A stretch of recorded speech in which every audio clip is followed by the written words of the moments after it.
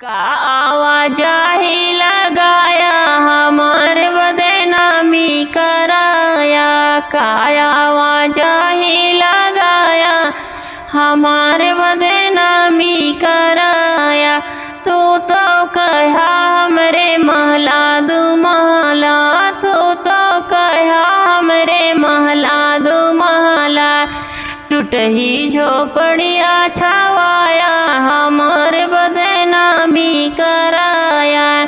का आवाज ही लगाया हमारे बदनामी कराया। तू तो कहा हमरे बागा बगीचा, तू तो कहा हमरे बागा बगीचा। उसरे खेत जोताया हमारे बदनामी कराया। का आवाज ही लगाया हमारे बदनामी कराया। तू तो कहा हमरे गैया भैंसिया, तू तो कहा हमरे गैया भैंसिया। दुआरा पे कुकुरा बनाया हमारे बदनामी कराया।